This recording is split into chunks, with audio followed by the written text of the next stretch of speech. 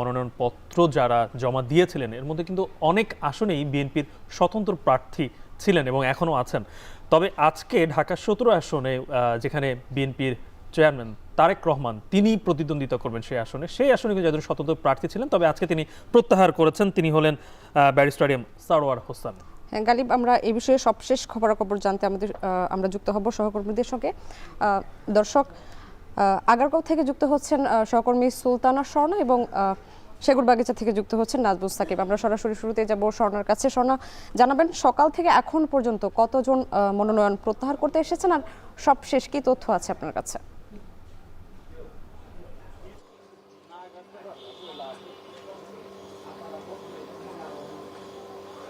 ভবনে ঢাকা 13 এবং ঢাকা 15 শুধুমাত্র এই দুইটি আসনের যে প্রার্থীরা সর্বশেষ তাদের মনোনয়নপত্র আসলে বৈধতা পেয়েছেন আপিল নিষ্পত্তির পরও, সেই তারাই কিন্তু ওই প্রার্থীরাই কিন্তু আজ মনোনয়নপত্র প্রার্থিতা ফিরিয়ে নেয়ার জন্য কিন্তু তারা আবেদন করার শেষ সুযোগ আজকে বিকেল 5টা। তবে এখন পর্যন্ত এই দুটি আসনে আমরা যদি বলি শুধুমাত্র একজন প্রার্থী অর্থাৎ ইসলামী আন্দোলনের ঢাকা 13 আসনের যিনি প্রার্থী রয়েছেন ইঞ্জিনিয়ার মুরাদ হোসেন, তিনি একমাত্র তার প্রার্থিতাটি প্রত্যাহার করেছেন।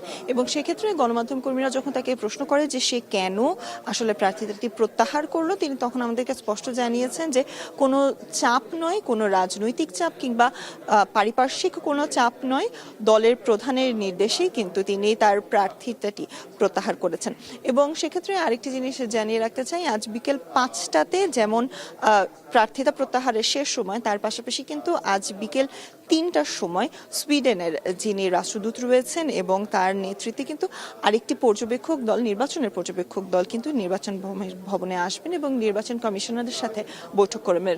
এবং তার পাশাপাশি আজ বিকেল 4টা থেকে 5-5:30টার ভেতর কিন্তু সকল রাজনৈতিক দলের যে প্রতিনিধিরা রয়েছেন তারা আজ আসবেন ইসির সাথে বৈঠক করতেন। এবং সেক্ষেত্রে কিন্তু দুটি জিনিস বারংবারই উঠে আসছে। প্রথমত পোস্টাল ভোট নিয়ে বিভিন্ন রাজনৈতিক দলের যে শঙ্কা রয়েছে, তার পাশাপাশি তাদের যে পরামর্শগুলো রয়েছে সেগুলো তুলে ধরা হবে। এবং তার পাশাপাশি আগামীকাল যেহেতু প্রার্থিতার পরবর্তীতে কিন্তু তফসিল অনুযায়ী আগামীকালকে সকলের প্রতীকটি বরাদ্দ করা হবে, সেই প্রতীক বরাদ্দের পর তারা কি কি নির্বাচনী আচরণ বিধি মেনে আসলে প্রার্থীরা ভোটারদের কাছে পৌঁছতে পারবেন সেই ধরনের বিভিন্ন দিক নির্দেশনাও কিন্তু আজ দেয়া হতে পারে বলে আমাদেরকে জানানো হয়েছে।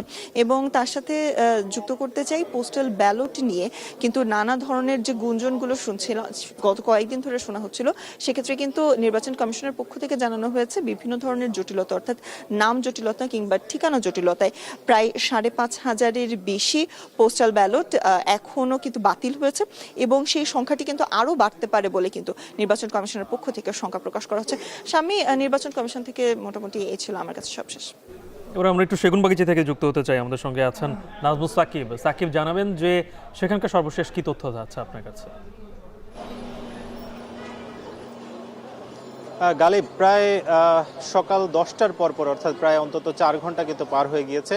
এই 4 ঘন্টার মধ্যে আমরা দেখেছি মূলত দুপুরের পর 12টার পর আসলে প্রত্যাহারের যে হিড়িক সেটা কিন্তু দেখতে পাওয়া গেছে। এখন পর্যন্ত সবচেয়ে বেশি যারা আসলে প্রত্যাহার করছেন তার মধ্যে দেখা যাচ্ছে যে জোটবদ্ধ যে দল 10 দল, সেই 10 দলীয় জোটের কিন্তু বেশিরভাগ প্রার্থী যারা আছেন তাদের মধ্যে কিন্তু আমরা আসলে প্রার্থী হতে দেখছি, প্রার্থী প্রত্যাহার করতে দেখছি। আমরা ঠিক কিছুক্ষণ আগে দেখেছি যে ঢাকা 5 আসনের নিজামে ইসলাম পার্টি যেটা রয়েছে সেটার একজন প্রার্থী আসলে অন্য প্রার্থীকে সমর্থন অর্থাৎ জোটকে সমর্থন দিয়ে তিনি কিন্তু প্রত্যাহার করেছেন। এবং ঠিক তারও আগে ঢাকা 18 আসনের আরেকজন প্রার্থী যিনি জামায়াত ইসলামের, তিনি কিন্তু আসলে জোটের সমর্থন দেওয়ার কারণে তিনি আসলে অন্যকে সমর্থন দেওয়ার কারণে তিনি আসলে প্রত্যাহার করেছেন।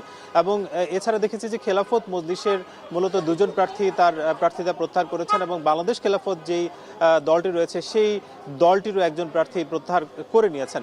এবং আজকে পর্যন্ত আমরা দেখেছি যে এখন পর্যন্ত 5 জন প্রার্থী আসলে প্রত্যাহার করেছেন এবং গতকালকে আরও একজন গণসংহতি আন্দোলনের তিনি কিন্তু তার যেই মনোনয়ন এবং সেটা কিন্তু প্রত্যাহার করেছেন। সব মিলিয়ে বলা যায় যে সেগুনবাগিচা কার্যালয়ে এখন পর্যন্ত 6 জন প্রার্থী আসলে তাদের প্রার্থিতা প্রত্যাহার করেছেন। যদিও ব্যারিস্টার সরওয়ারের কথা বলা হচ্ছে তিনি আসলে প্রত্যাহার করেছেন বলেই জানিয়েছেন, তবে নির্বাচন কমিশন হয়তো বা রিটার্নিং কার্যালয় এখনো কাগজটি হাতে পায়নি, হয়তো কিছুক্ষণের মধ্যে পেয়ে যাবে। সব মিলিয়ে 6 এবং 1 সব মিলে 7 জন আসলে প্রার্থিতার প্রত্যাহারের যে ঘটনা সেটা আসলে আমরা দেখতে পাচ্ছি এখনো পর্যন্ত। যদিও আরো বেশ কয়েক ঘন্টা আসলে সময় রয়েছে, অর্থাৎ 5টা পর্যন্ত প্রত্যাহার করা যাবে এবং ঠিক সন্ধ্যার নাগাদ কিন্তু কতজন আসলে প্রার্থী বৈধ আছেন এবং কতজন প্রত্যাহার করলেন সব মিলিয়ে আমরা জানাতে পারবো। এই ছিল সেগুনবাগিচা কার্যালয় থেকে সবশেষ। গালিব। ত্রয়োদশ জাতীয় সংসদ নির্বাচনের আজকে মনোনয়ন প্রত্যাহারের শেষ দিন এবং ইতিমধ্যে কিন্তু অনেক হেভিওয়েট প্রার্থী তাদের মনোনয়নপত্র প্রত্যাহার করেছেন, সেই খবরই জানাচ্ছিলেন আমাদের দুই সহকর্মী।